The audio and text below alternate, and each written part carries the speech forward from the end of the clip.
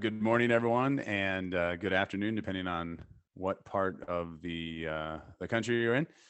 My name is David Waugh, and I'll be your host today. Welcome. This is uh, one of many of our K-12 cybersecurity and safety leadership series webinars.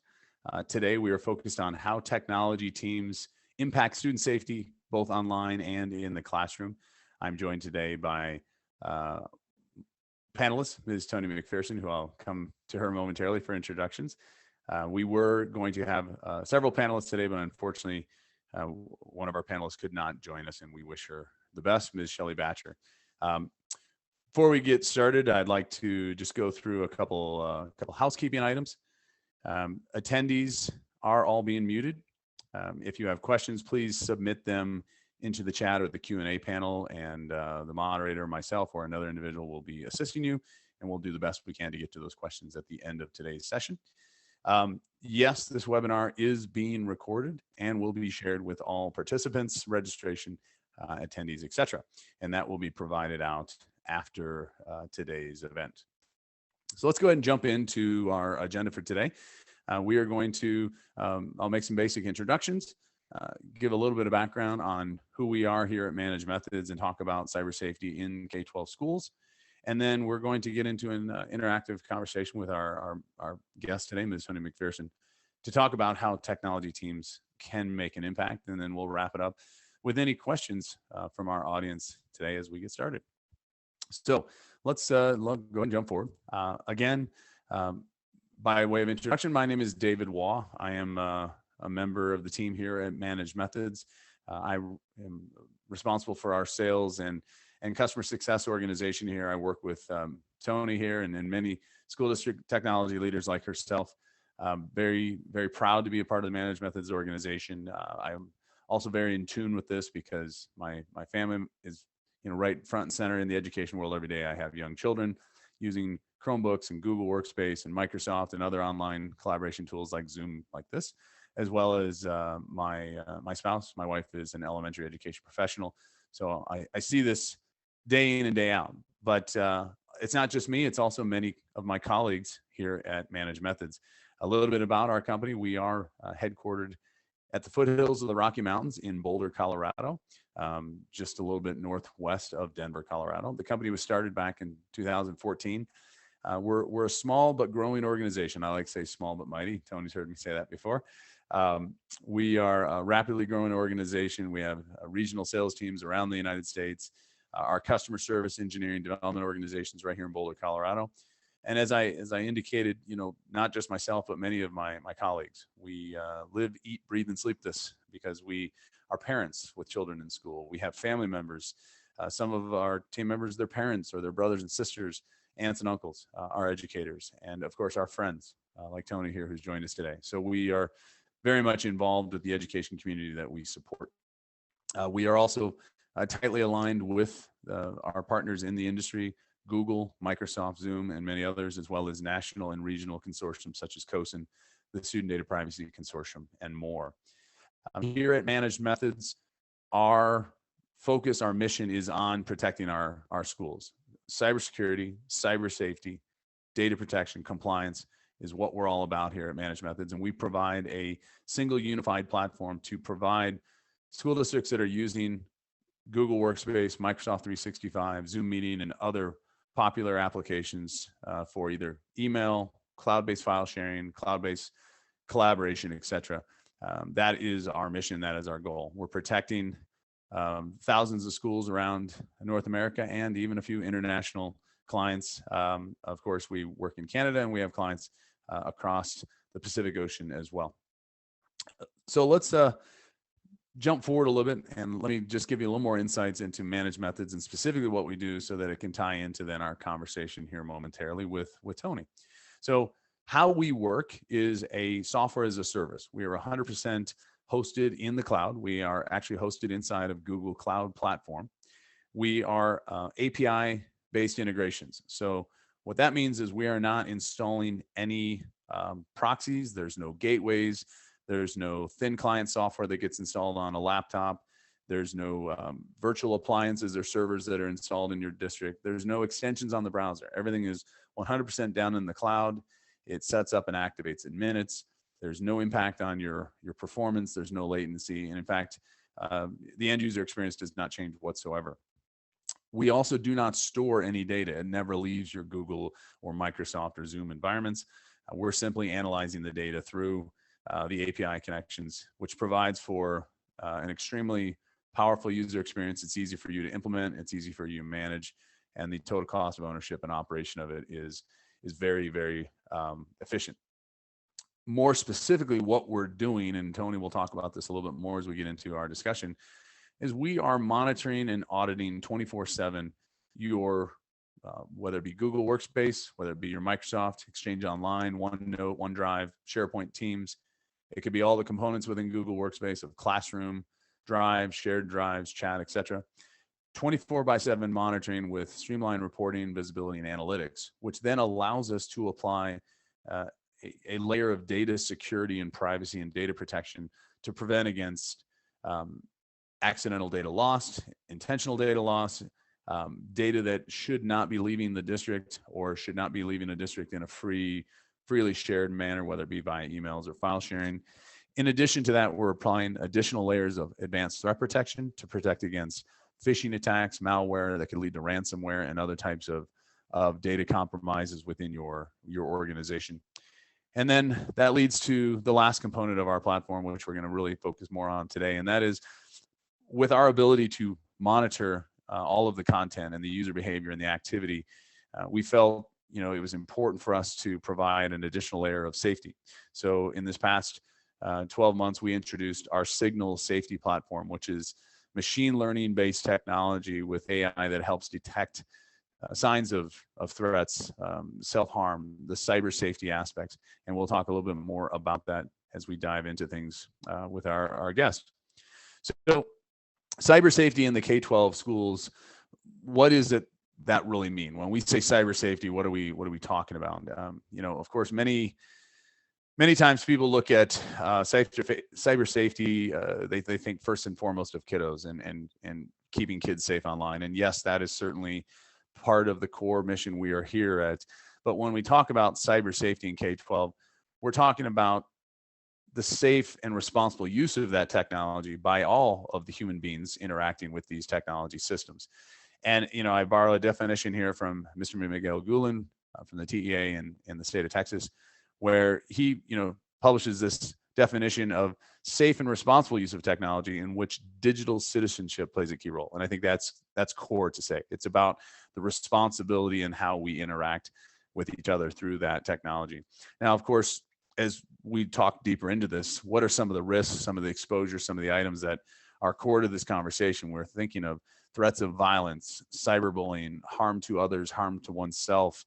It could be depression, signs of depression, cries for help, inappropriate content, unwanted advances from one to another or content. And then again, it is not just talking about between kids. It could be between different children. It could be between different staff members. It could be staff and students. It could involve parents or people outside of the school. Anything that touches the school district's domain and intellectual property, this is kind of falls into this conversation. And we'll talk a little bit more about some of those examples. So how can we help technology teams impact student safety and cyber safety as a whole? So with that, I want to jump into introducing my friend and our guest, Ms. Toni McPherson. Toni, it's great to see you again, even if it is virtual.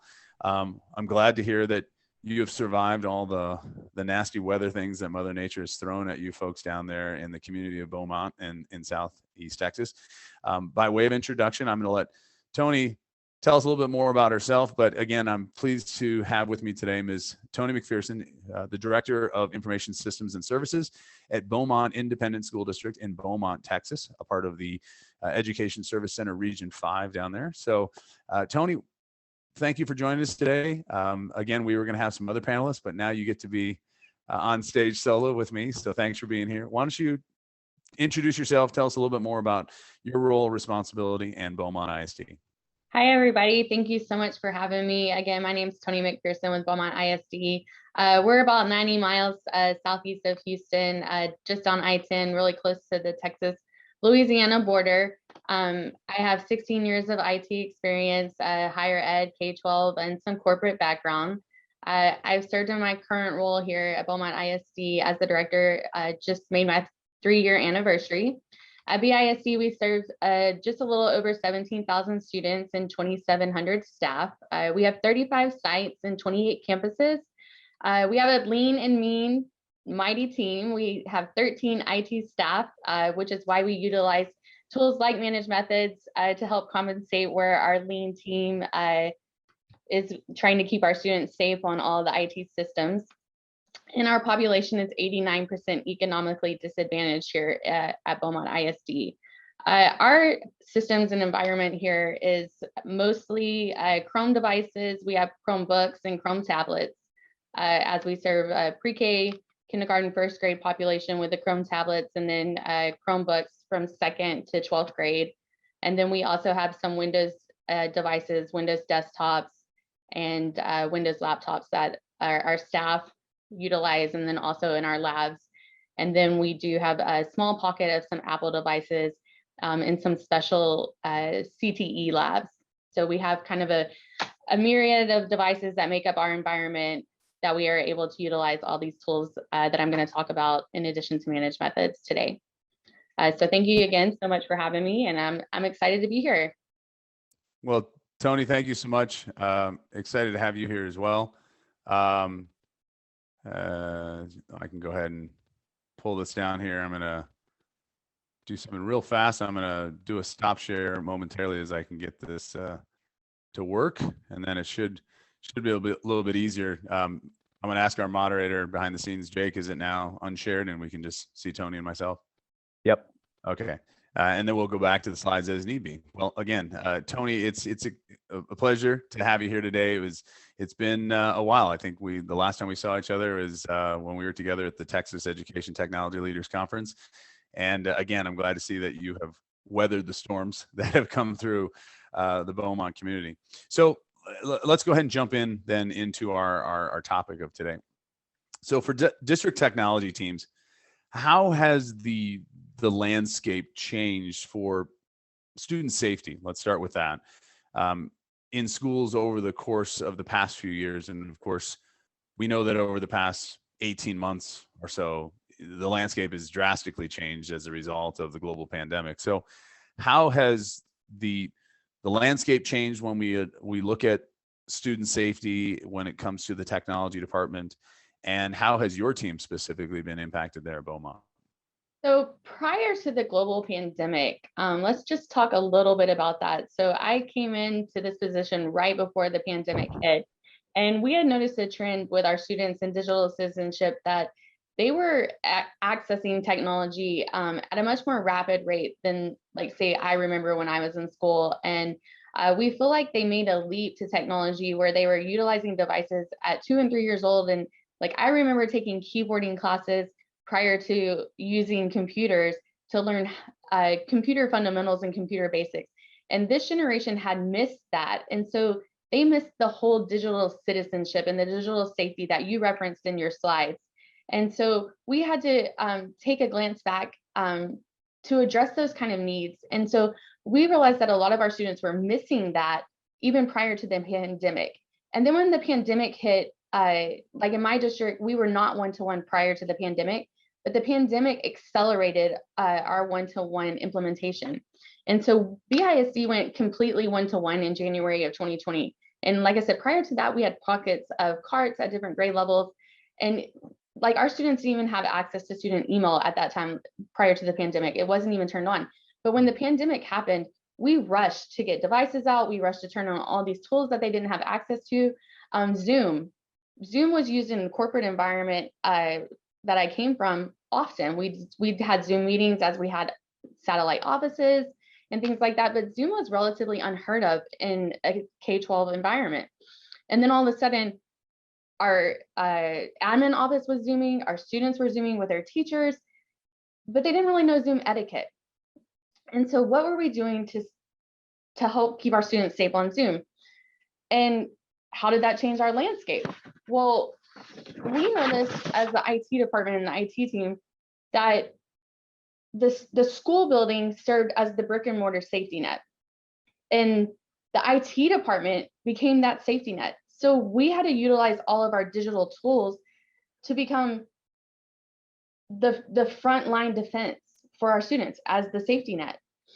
And so we noticed as the IT department, now that we've distributed all these devices, we've made things like Zoom and all of these new things accessible to our students, that there was an uptick of online surfing between 5 p.m. and 8 a.m. Many of those non-learning hours were spent unsupervised because parents were either sleeping or working. I mentioned that 89% of my students are economically disadvantaged.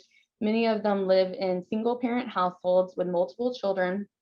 And so we noticed that our students were engaging and utilizing those new tools such as Zoom for inappropriate and risky behavior.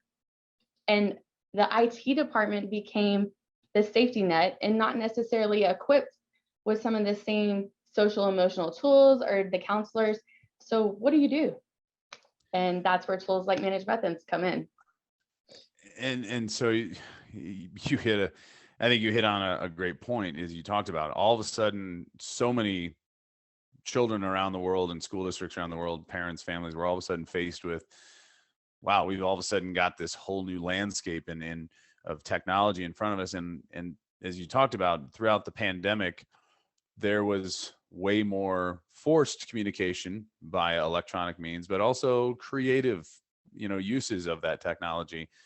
And in some cases, it was harmless. In other cases, it was very detrimental to the health of our children, our society, and also staff members. I know that you and I've talked offline about that, and how there was a lot of challenges even there for that. So, you talked about, how you were forced into the IT department almost becoming like, the supervisory control unit, if you would. And you talked about taking that brick and mortar security blanket safety net, if you would, and you had to then utilize all the tools at your disposal, because now all of a sudden you've expanded what you thought was going to be the learning horizon, but it also expanded what potentially could be the more cyber threats, whether it be inappropriate behavior, content sharing. And we did start to see more and more. There was, studies and statistics have shown that not only was there an increase in cyber threats, cyber attacks, malware, et cetera, over the past 18 months, but the cyber safety incidents were on the rise, because since students weren't just see each other face to face, where maybe they might have traditionally interacted, whether it was in a threat, harassment, fight, bullying, whatever it may be, they were now doing it exclusively through the means of, say, something like a Zoom meeting, or through a shared Google Doc, or a text message, or social media. So with that, then, what safety risks exist in a school district's expanded cloud environment? So when you talked about these, you noticed an uptick of online surfing, which then resulted in a uptick of incidents or maybe inappropriate behavior. What kind of safety risks in a school district's cloud environment have you experienced? And from that experience, where are they often hiding? Where do you find these incidents occurring? As again, when we're kind of in brick and mortar face-to-face campus life, sometimes it's, you and I've talked about it. Maybe it's a fight that breaks out in the cafeteria or the gymnasium or outside the school, or maybe it's just verbal one-to-one. But where now are these risks or these incidents? Where are they hiding? So you mentioned two facets. So we talked a little bit about the students and we talked a little bit about the staff. So we're noticing them in both populations. And on the student side, they're occurring in all kinds of places. We see them on Zoom chats. We see them on in the chat features of Zoom. We see them in video chats where they're engaging in inappropriate behaviors. We're an all Google shop. So we utilize our tools to monitor the entire G Suite, where they're just opening up a Google Doc to sometimes self-report, where they're experiencing suicidal thoughts, or some self-harm tendencies, or they're just sharing that Google Doc back and forth with another friend, where sometimes it's relationship information, a little bit unsavory, but also informational. Sometimes it turns into harassment, information about a fight where they're going to gang up on somebody in the parking lot, and they're planning and plotting out that fight. We've also noticed it through another tool that we utilize where we're monitoring the actual device, and we can see it play out through the chat there as well. So it's happening in all of those places on the student side. And then on the staff side, we utilize ManagedMethods to flag PII, which is personal identifying information, on incoming and outgoing emails. And that's extremely helpful in a time when school districts and government entities are being targeted for cybercrimes. So we've heard about many districts that have been hit to the tune of several $1,000,000. And recently, even our government that was hit for ransom. And two of our very local districts here just down the road have been hit in the past 2 years with a large ransom crime that could have been flagged. So we're talking about driver's license. A lot of times your HR department is sharing information, social security card information, driver's license when they're trying to hire somebody. And that information can be intercepted very quickly, or when they're saving information for maybe a special ed student up to your Google Drive, things of that nature that shouldn't be passed through email or up to your Google Drive without being encrypted or protected. That's a flag, and it's catching that. And also, while you have checks and balances for your financial information in your business office, payroll, maybe a change in your direct deposit, humans can make mistakes. And I get calls all the time about, I'm a new customer, or we had actually somebody trying to spoof my secretary with Apple Pay. And they seemed legit. And our Apple rep actually called us and said, hey, somebody was trying to make an order, and they had gotten a hold of one of our purchase orders and forged it. And we were able to intercept because of our Apple rep caught on to that. And so they're out there and they're lurking, and these tools will help you. So both on the staff side and the student side, and it's going two totally different directions. Well, and you talked about an area that, again, when you and I were together at the technology conference back in June, we had talked about that information that can too easily flow in and out the door, whether it's flowing through an email, an attachment. You mentioned being a pure Google shop. We've talked about some of those incidents where people are, instead of explicitly using the sharing button and the sharing tools with the rules of view or edit or comment, they're just cutting and pasting the link and slapping it in an email and sending it out, or they're just simply cut and pasting the link and then sharing it through maybe a chat or other, session, or something like this, a Zoom meeting. And, as you gave those two examples, we talked about examples that are happening all across the state as well as around the nation, where sensitive information as it pertains to COVID-19, and people who have, whether they've been diagnosed, or like the incident we had that we talked about previously, where a district inadvertently shared the entire list of all students and staff members that had been diagnosed publicly because of that improper sharing of information, which leads to a lot of incidents, both from a safety perspective, but of compliance and a data protection. Obviously, federal government law, FERPA and HIPAA, but then obviously you and I both know that in the state of Texas, there's a lot of laws on the books for the Lone Star State.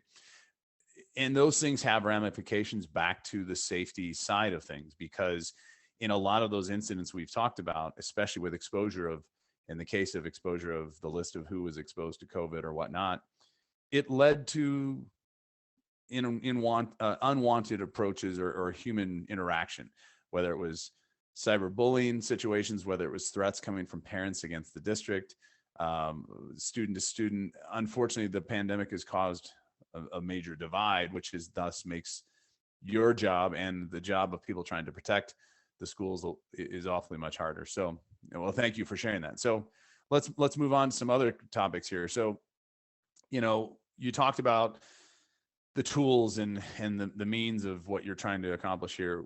Can you share some best practices with the audience from your experience and your district, that, what are some best practices that maybe our audience members can apply at their district to help improve the cyber safety position and the cyber safety efforts? So I touched on this a little bit previously. My main thing is education and awareness. You have to be upfront and don't be afraid to have difficult conversations with everyone, all of your stakeholders, your students, your staff, your parents, your community, everyone that's involved. You've got to have the difficult conversations.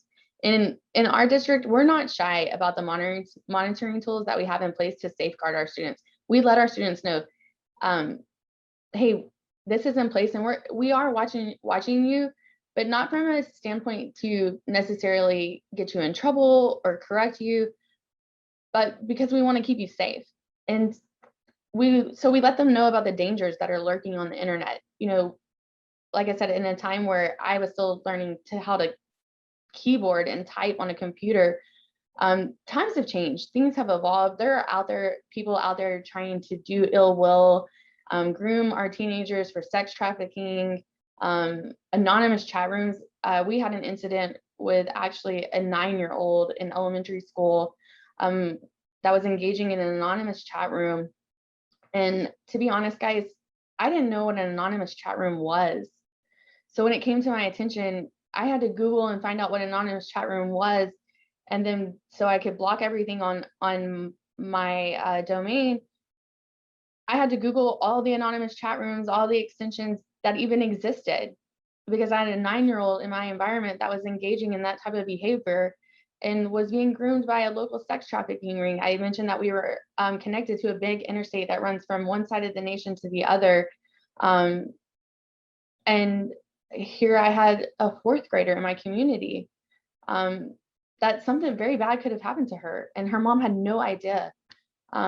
So I couldn't be responsible for giving all these tools and making all these things available to her without saying, hey, beware. And so another thing that we've partnered with our curriculum department and our instructional technology is there's so many free materials to dig into to help support your back-end digital monitoring tools out there, like to help supplement those tools. And I want to share 2 of them today to let you know that there's free tools out there. Google launched a couple of years ago a campaign with some materials called Be Internet Awesome. And it's actually a game-like education platform, and it's really targeted to your K-8 audience. But there's also a free full curriculum accessible that links up with NCMEC, which is the National Center for Missing and Exploited Children. And that's available at missingkids.org/net smarts with a Z. And you can find that really easily by typing net smarts with a Z into Google. If you just type that into Google, you'll find that webpage. And there's a full curriculum with different categories. Some of the ones that Dave mentioned in his slides with cyberbullying, self-harm, and you can find all kinds of posters that you can put up throughout your campuses. There's things that if you want to hold seminars or parent meetings, info sessions. I also do info sessions with our parents to let them know more information about the tools that we have and things that they can do at home to monitor for behaviors. Like closing the laptop or closing the Chromebook as soon as the parent walks in the door, like that may be some behavior that they want to investigate. And, just monitoring some things that they can do, or limiting access to cell phones, things like that, changing the password on your router, limiting internet access, all of those types of tips and tricks we've made accessible to our parents as well. Well, thank you for sharing those 2. While you were talking, I cut and pasted them into the chat. We'll also make sure they get added into the resources we share here with the audience at the end. And again, everyone that might have been scribbling down notes or trying to take a quick screenshot, don't worry, we'll also be making this presentation available to everyone, and resources that Toni's sharing, we'll make sure we get in there as well. So you've obviously shared that there's a lot of things that go into this. It's almost like you and I've again talked about this before. It takes a village. It's all hands on deck. It's everyone. So you've talked about it's a combination of, first and foremost, direct conversations, full transparency. You have to have buy-in from superintendents, school boards, teachers, parents, everyone. And I know that that's a touchy subject. It's a slippery slope, but we do what we can do. And at the end of the day, you have a responsibility, of course, as a technology leader, that if it's on school issued technology, whether it's a device issued by the school or whether it's through the application provided by the school, somebody could be at grandma and grandpa's house or at a friend's house and they're using a non-school issued device, but they're coming on to school's Google environment, as you talked about, or their Microsoft environment, their Zoom. That then becomes the responsibility of the school's technology department, and the school is responsible for the interactions that occur there. So how can district technology teams better work with your faculty and staff to help in the fight for protecting our students and better student safety and cyber safety, again, as we've expanded the horizon to include staff? So how is it that you would advise technology teams can engage better with the faculty and staff? Because too many times we hear challenges of, oh, well, we're doing this, but the teachers do this, or the staff continues to do this. So what advice or suggestions, best practices can you share with our audience? So like you mentioned, our philosophy is it's all hands on deck approach, all tools on deck.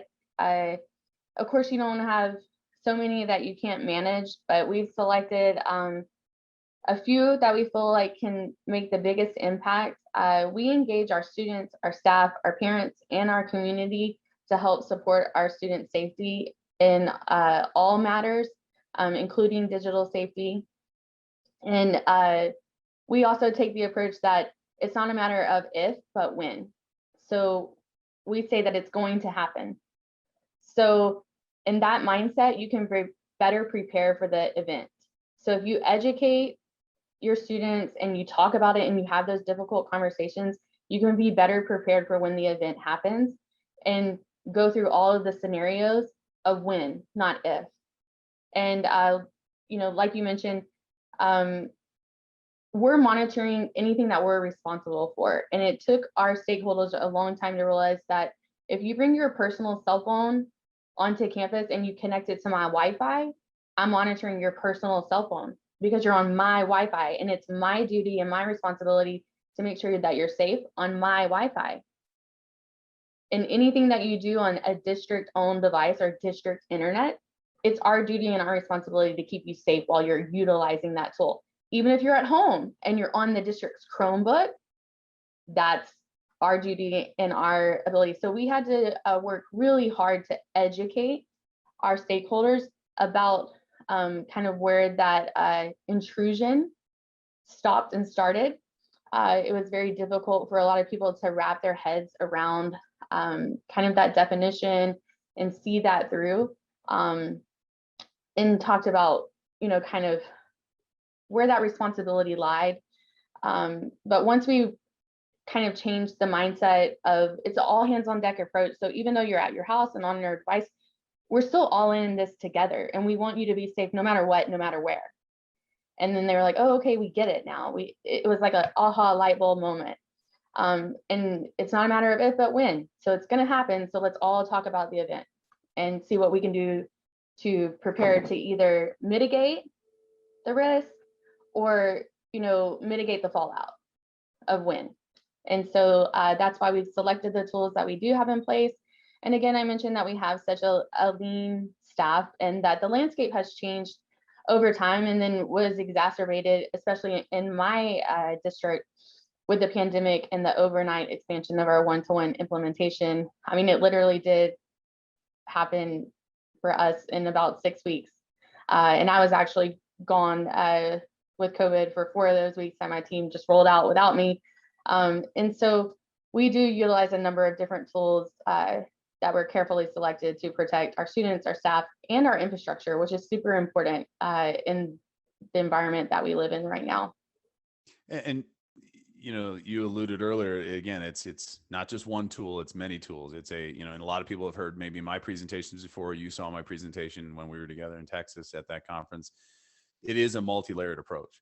It's Mm-hmm. not just, hey, we got a firewall and we're good, or we just got a content filter, we're good. You've mentioned, not by name, but other than us, you've mentioned there are many tools in your stack, and we are huge supporters of that because there are different layers. And you talked about where we fit in many cases. It's both in a safety perspective, but you talked about using us, of course, in a DLP and a content and email security perspective. So you need to have tools at your device layer, your campus network and Wi-Fi layer, your Google domain layer. And, one of the areas that, over the past several months, you and I and many of our partners have talked about a lot is how we became front and center more so because of the use of technology off campus. And I think something that, you hit on that we've talked a lot before, where you said, regardless of where you are, whether you're at home, whether you're in school, whether it's your device, school issued device, if you're using our infrastructure. And a lot of times people think that, well, I'm off campus, but they're still in their Google account for school doing something. That's still a part of the Mm-hmm. school district world. It goes everywhere. And the pandemic, I think, exposed that more so than ever before and opened the eyes to a lot of people where, SIPA, case in point, here's one of the biggest ones that schools deal with year in and year out because of E-rate compliance. To be E-rate certified, you have to show SIPA compliance. And too many times, because SIPA has been on the books since 21 years ago, 2000 or whatever it was, they only think of it as what somebody is, typing into that browser, what they're surfing. And it impacts anything that goes across if you're receiving E-rate funds, anything that goes across the internet provided by you. And last time I checked, Zoom meeting that we're on right now, Google, how do you get to those? It's through the internet. And you and I, we've talked about that over and over again. I know you and I have, and then Shelly, who is also going to be joining us today, we had that conversation. But so you talked about the all hands approach. You talked about the open transparency, the communication, the technology, the tools. When it's all said and done, Toni, it's been a wild ride. It's a wild ride for technology people in our school districts all the time, let alone for the last 18 plus months or whatever it has been. What advice overall, last minute thoughts, comments? Here I'm trying to hand you the microphone, the magic wand, if you would, as we come to the end of this conversation, before we move into like opening it up for questions, comments, etc. What thoughts would you share with people? Like, okay, I've given you all this insights, but maybe where would you start? And, where would you go for maybe some additional resources and help after this? I would just talk to some people. I mean, talk to some different folks and take a good look at your environment. See what you have. And of course, you don't know until you know. And I talked about not if, but when.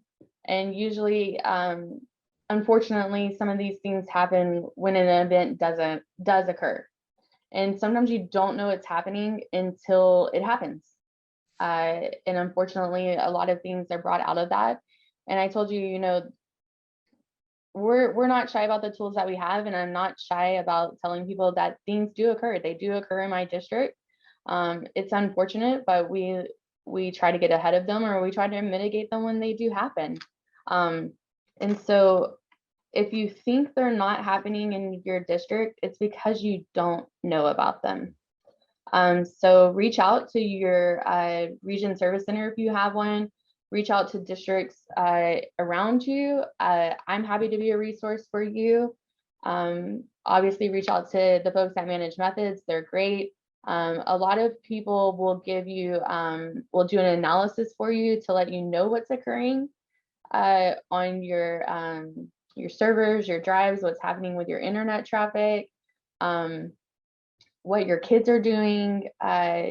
Once the covers are peeled back and you can see it, the data speaks for itself. I don't know. I assume that most administrators are like mine. And once you show them the data on a piece of paper, you can't ignore it, and it usually will speak for itself. And once they know that it's occurring, you can't ignore that information. at least not in the state of Texas by law. Once you're made aware of those alerts, you can't let them go anymore. And so that's another thing, though. Once you're equipped with the tools, you've got to act on them. But it also makes people start to become proactive instead of reactive. And I would say that it's definitely been a great tool for our district. All of the tools that we have, we've been able to turn a lot of things around and also become a lot more aware. And I will say, in the 3 years that I've been here and that we've deployed a lot of these tools in our environment and also accelerated our one-to-one, we've started to see a positive change in our students where they have started to self-report on some of the issues because they know that they can do it anonymously in a lot of ways. So they are making those notes in their Google Drive as sort of a reach out for help or cry for help, especially when they were remote and they weren't coming into the brick and mortar to maybe see their favorite teacher or an administrator for help, or we have a lot of 100-degree days here. And so if you see a student walk in with long sleeves, a lot of times it prompts the teacher to say, hey, is everything okay at home? Or if you see Dave every day for 3 days, you know that he's loud and animated and likes to talk. And all of a sudden he's withdrawn for the next 3 days and not hanging out with his friends in the hallway. I would say, hey, Dave, what's wrong? What's going on? But when we lost that brick and mortar, we lost all of that ability to check in on our students. And they were utilizing the tools that we had to self-report and say, hey, something's going on at my house. And so we started to see kind of a positive spin of not, we're catching you, but they're saying, hey, I need help. Right. And that's carried on to when we've returned back to school. And you hit on some very valuable points there. And again, it's about knowing. You can't help or control or fix what you don't know if it's not there. And you hit on something that resonates, of course, right, to ManagedMethods. We, like many other vendors in this market space together, we offer a free trial of our product. Toni, that's how, of course, we began and we met. You implemented our free trial, which takes roughly about 10 minutes to activate in your Google environment. It's look but don't touch initially. And that was, again, you kind of hit on that exactly like many of our partners in the school world find out. We can give you insights to show you what potentially you're missing. And as you found out when you brought us in, while you had already some really good technologies in place, monitoring, you have a professional monitoring service looking at the content and whatnot. You have technology looking at your devices and the traffic going to and from the internet. You were missing that piece to look inside of your Google Workspace. And for others, it's to look inside of their Microsoft domain or their Zoom.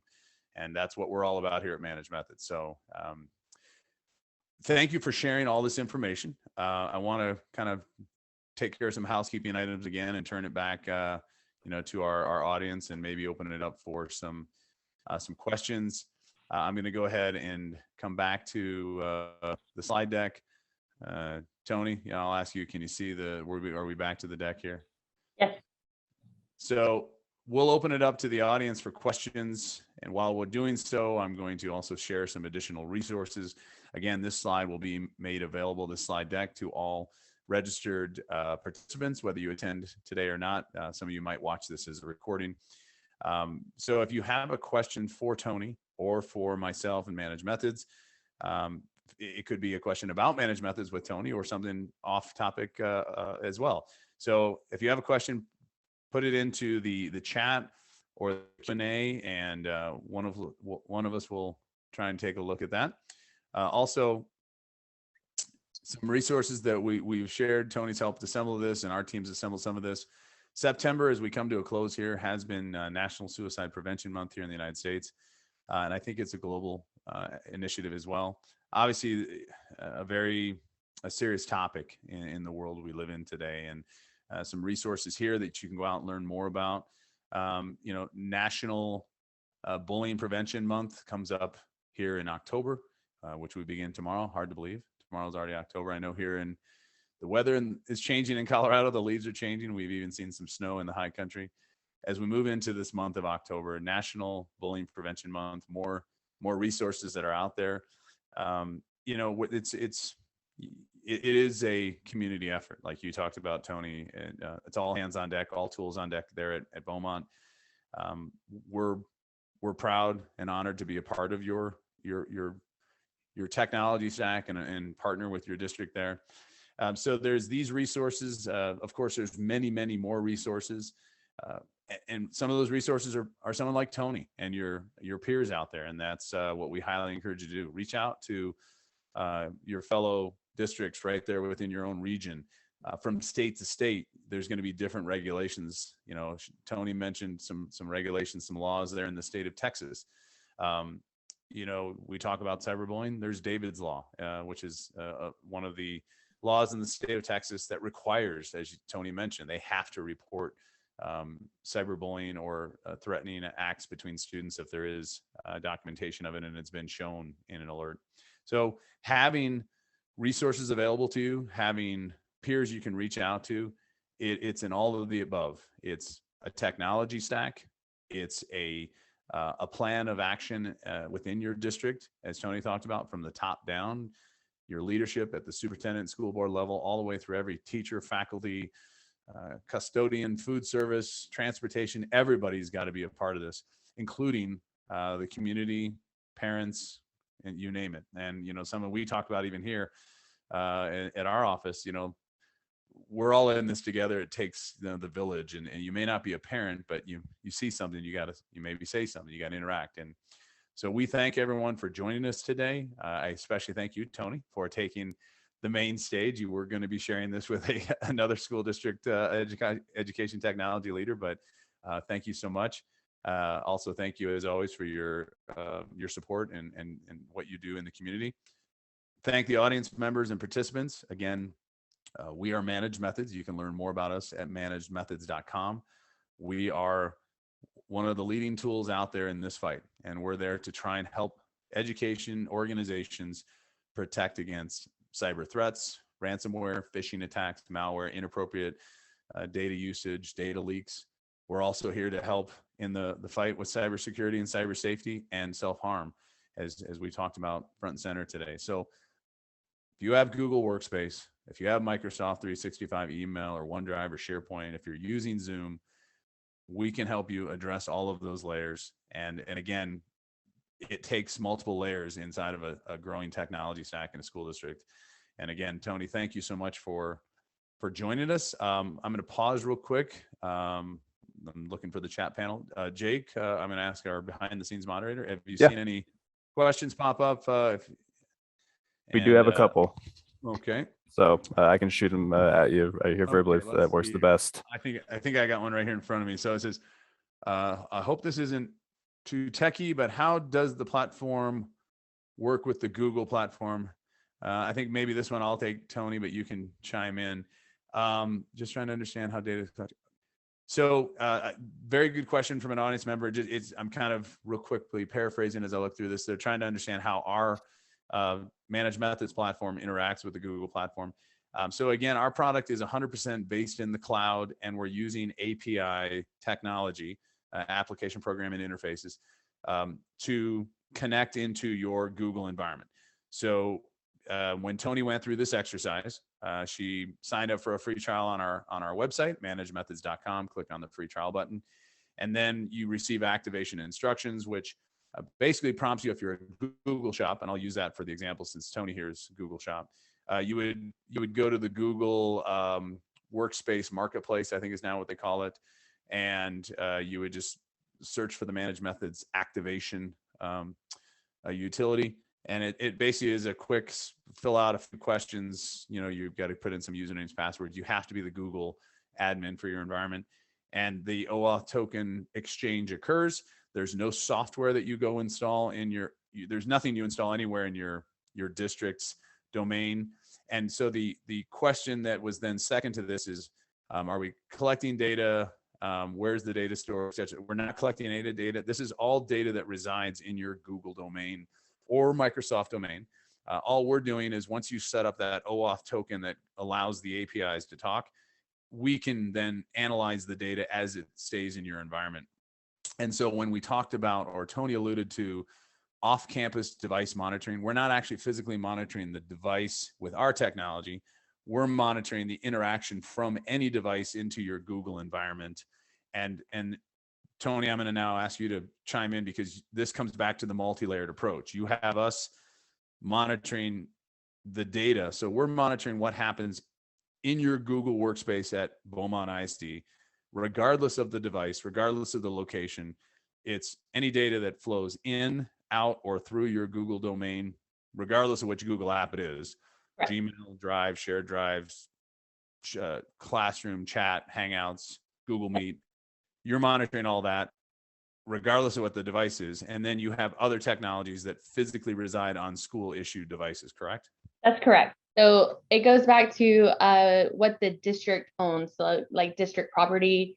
And so the Google Drive is intangible district property. And like our Google email is also intangible district property. So because it sits just in your Google space, that is what it's monitoring. So it doesn't matter what device it's on. Once you sign into that our Google Workspace, then it's on and monitoring. And it was relatively easy to set up. You can select kind of what you want it to monitor and what level.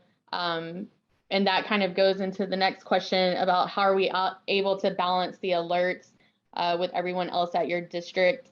You can segment the alerts and kind of what levels you want them to alert and who you want to get the alerts and how you want them to receive them and what alerts you want who to get. So like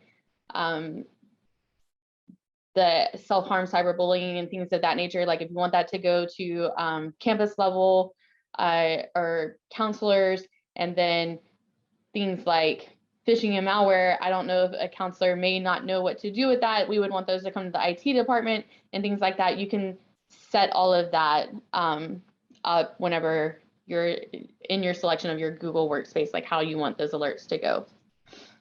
And so that second question, and thank you for jumping into that popped up twice. And that, yes, with our platform specifically, as Toni kind of alluded to with ManagedMethods, you can have alerts separated out. So it just to reiterate that point, we have a lot of districts that will say, well, I don't want my IT staff to receive social emotional learning or well-being or cyber safety. And Toni, you talked about that earlier. It's like you're a technology person. You weren't trained in maybe dealing with suicide prevention or dealing with a situation where somebody's trying to harm another. And most IT staffs that we work with within school districts are not. So our technology can split those out. So if your district maybe has a separate campus safety or student safety department, maybe you send those alerts specifically to a principal of that particular school, elementary school or junior high or middle school or high school. We can give you that capability to separate and pass those into different directions so that they can get triaged and handled by the right people. Thank you, Toni, for that. Professional you are, rolling right into the next question. I don't see any other questions popping up. I want to be respectful of everyone's time. Jake, is there anything I missed? Is there any other questions in the chat board there? Nope, I've not seen any more. It's just those couple that okay, you and Toni have addressed. All righty. Well, I want to be respectful and courteous of everyone's time, especially you, Toni, for taking so much time out of your day, especially in the middle of the day. We've almost come up to the bottom of the hour. Again, this has been recorded. There will be a copy of this Zoom video recording, as well as the presentation, and all the material will be sent to all registered participants. And, Toni is there at Beaumont ISD. You could go to the Beaumont ISD school's website. Her contact information is there, as you offered up, to be a resource as well. Thank you very much. And to anyone else out there, we are here to help. We have a lot of great content and information on these topics. And if you have a general question, feel free to reach out to us here at ManagedMethods. You can send an email to info@managedmethods.com, and a member of our team will be happy to assist, or visit our website, managedmethods.com, learn more, and sign up for the free trial. See what you're missing out there. And hopefully it's not, something crazy. And Toni, I know you kind of chuckled at, we've talked about a lot of crazy things we've seen over the time with this. And again, thank you for sharing so much valuable insight and information. Appreciate it, Toni. I wish you well. Have a great rest of your day. And I think I lost the internet connection right then and there. You're good. Yeah. You're good. Thank you Well, all anyway. so much for having me. Thank you very much, Toni. Have a great day. Thank you to everyone that joined us today from the audience out there, no matter where you are. Wish you all well. Have a great day and stay well, stay healthy. Thanks, everybody.